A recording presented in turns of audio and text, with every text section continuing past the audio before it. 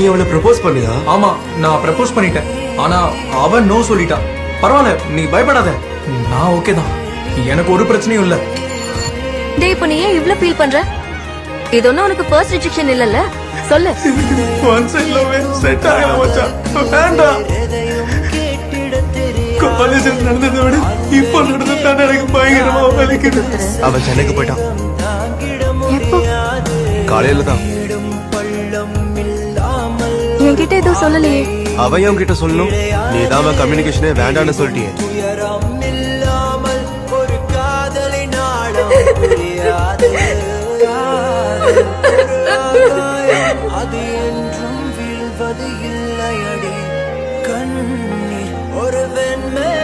எனக்கு வீசா வந்துருச்சு.